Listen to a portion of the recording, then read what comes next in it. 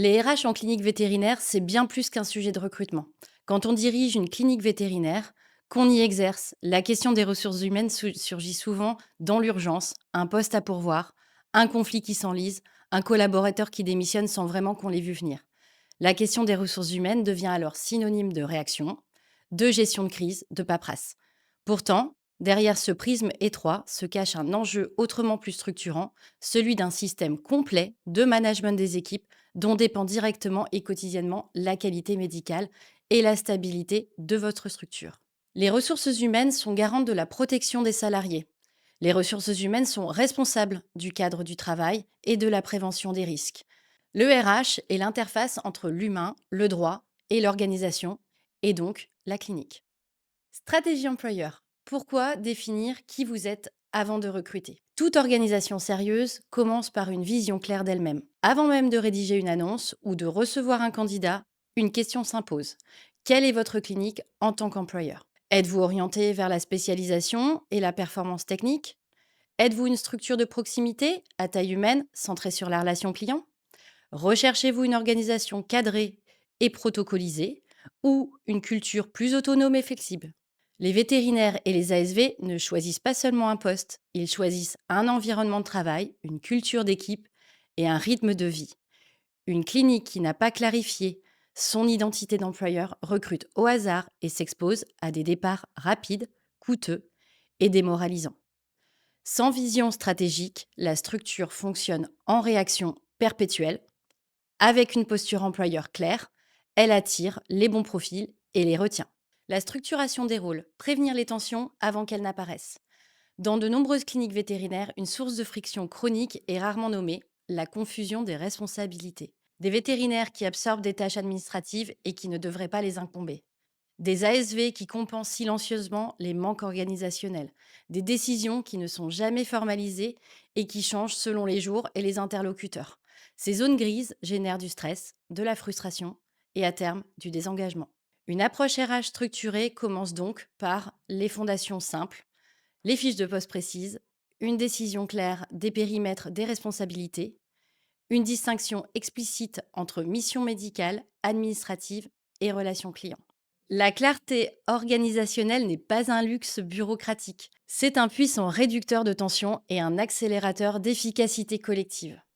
Le recrutement, un acte structurant, pas une réponse à l'urgence. Dans un marché du travail, vétérinaire aussi tendu, la tentation est grande de recruter vite, trop vite. Or, chaque recrutement en clinique vétérinaire est un acte structurant qui engage la dynamique d'équipe pour des mois, voire des années. Au-delà des compétences techniques, qui sont bien sûr nécessaires, un recrutement réussi exige d'évaluer des dimensions moins visibles, la compatibilité avec le rythme et la culture de la structure, la capacité à gérer la pression émotionnelle du métier, les aptitudes relationnelles avec les propriétaires d'animaux et l'intégration dans la dynamique existante. Un processus structuré comprend une analyse précise du besoin réel, une annonce transparente sur les conditions d'exercice, un entretien orienté compétences comportementales, une immersion en conditions réelles si possible et une proposition formalisée. Un recrutement inadapté peut déséquilibrer durablement une petite équipe soudée. C'est souvent plus coûteux humainement et financièrement qu'un poste resté vacant depuis quelques semaines supplémentaires. L'onboarding, sécuriser les premiers mois pour éviter les départs précoces. Les 30 premiers jours d'un nouveau collaborateur sont décisifs. Et pourtant, dans beaucoup de cliniques, l'intégration se fait encore de manière informelle, au fil de l'eau. Vous verrez au fur et à mesure, et la formule la plus fréquente entendue est la plus risquée. Un onboarding structuré implique donc un référent clairement identifié dès le premier jour, une présentation des protocoles internes et des standards de communication attendus, et des points réguliers et formalisés durant la période d'essai. Une intégration accompagnée réduit sensiblement le turnover précoce, favorise l'engagement et accélère la montée en compétences.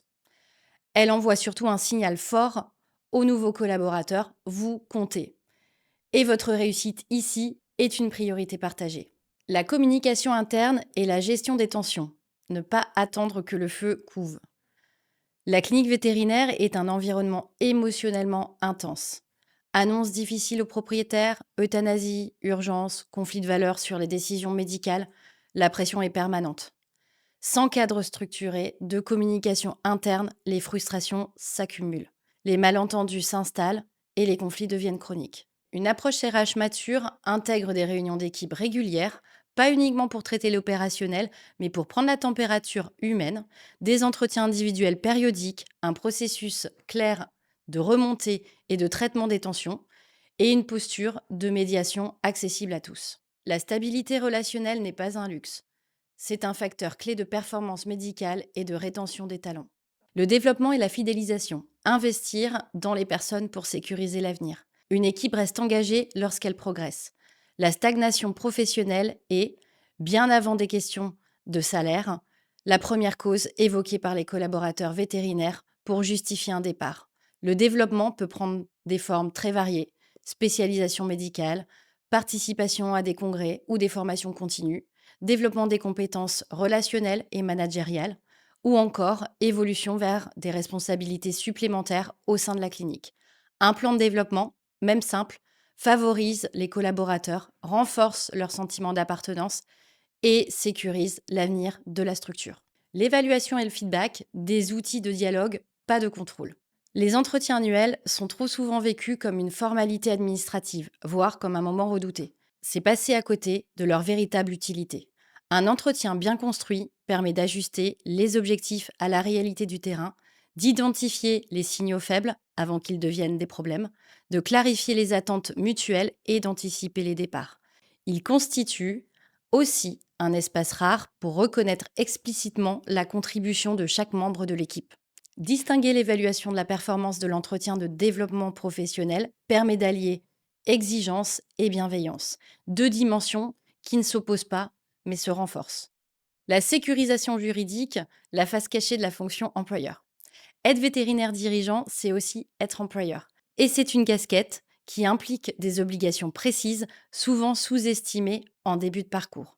La fonction RH comprend donc la conformité des contrats de travail, le respect des obligations légales et conventionnelles, la prévention des risques professionnels et la traçabilité des décisions sensibles, notamment en cas de rupture de contrat ou de litige. La structuration juridique protège la clinique. Elle protège aussi son dirigeant personnellement. La santé mentale en clinique vétérinaire.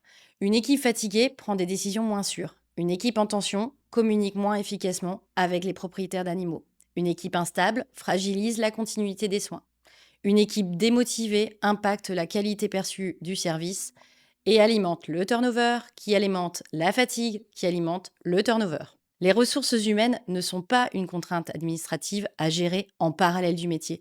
Elles sont le socle invisible sur lequel repose la qualité médicale. Les ressources humaines en clinique vétérinaire forment un système global de management des équipes.